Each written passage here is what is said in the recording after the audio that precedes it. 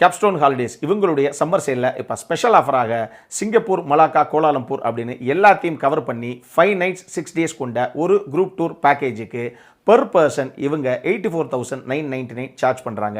அடிஷனலாக 2 days லங்காவையும் சேர்த்து நீங்கள் explore பண்ணணும் அப்படின்னா 99,999 இவங்க சார்ஜ் பண்ணுறாங்க. இதிலேயே உங்களுடைய Singapore visa, flight tickets, private transfer, hotel accommodation, breakfast, lunch and dinner, dedicated tour manager, all entry ஃபீஸ்லேருந்து வாட்டர் பாட்டில் வரைக்கும் எல்லாமே இதிலேயே கவர் ஆகிடும்.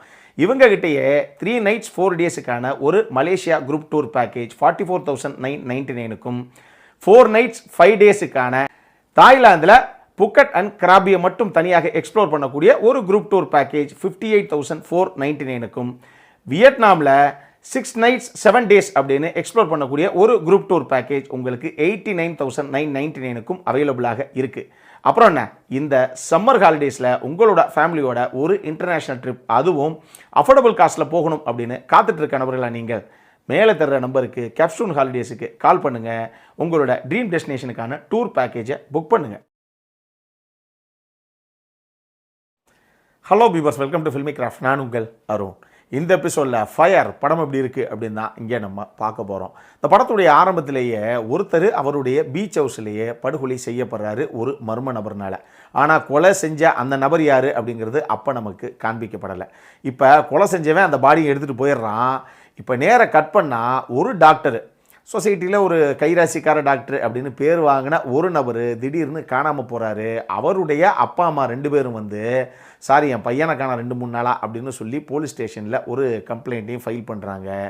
இப்போ அந்த போலீஸ் ஸ்டேஷனில் இன்ஸ்பெக்டராக இருக்கக்கூடிய ஒரு நபர் அந்த கேஸை எடுத்துகிட்டு களத்தில் இறங்குறாப்புல.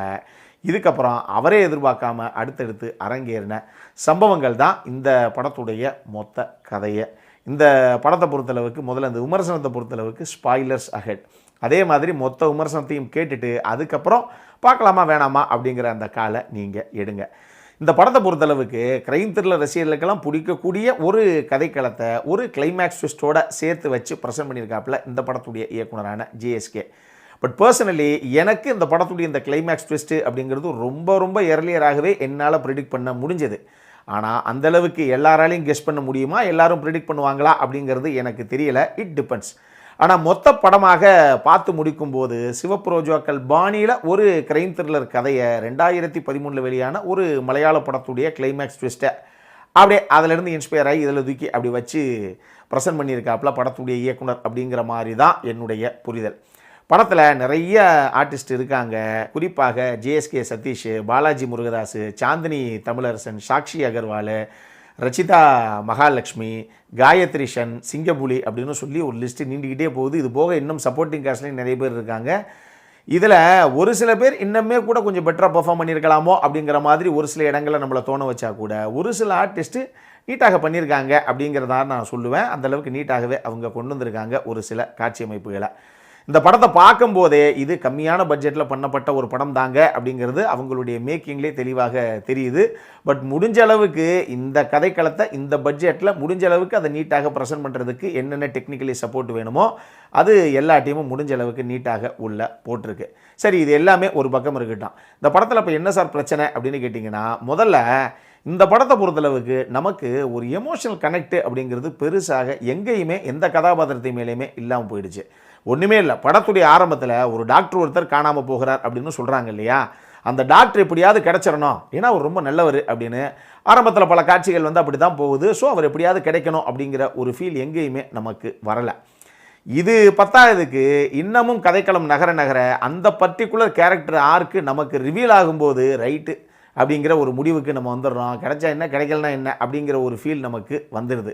இதனாலேயே இந்த படத்தில் அந்த எமோஷனல் கனெக்ட் அப்படிங்கிறது கொஞ்சம் மிஸ் ஆகி போச்சோ அப்படிங்கிற மாதிரி எனக்கு ஒரு ஃபீலு.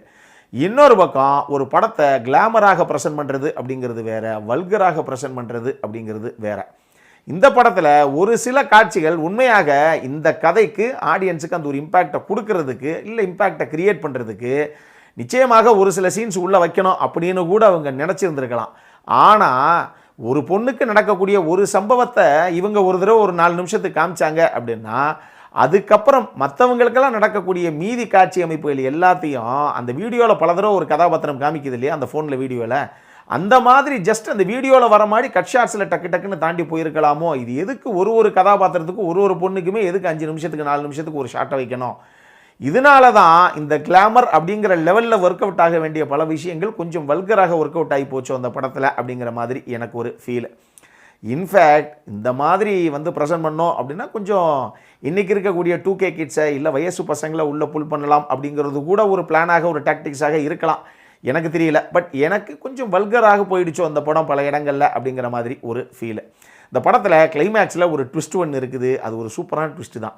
ஆனால் அந்த ட்விஸ்ட்டை நீங்கள் வச்சது தப்பு இல்லை, அந்த ட்விஸ்ட்டுக்கு முன்னாடி ஒரு பாட்டு வச்சது தான் தப்பு.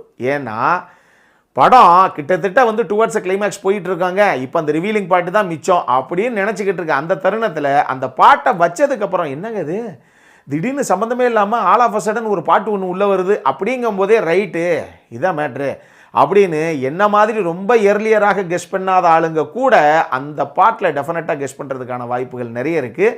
அந்த மாதிரி ஒரு விஷயத்தினால அந்த பாட்டை முன்னாடி வச்சதுனால அந்த ரிவீலிங் பாட்டப்போ கிளைமேக்ஸில் நமக்கு கிடைக்க வேண்டிய அந்த ஒரு மிகப்பெரிய இம்பேக்டும் பெருசாக நமக்கு கிடைக்காமையே போயிடுச்சு அப்படிங்கிற மாதிரி தான் எனக்கு ஒரு ஃபீல் வந்தது.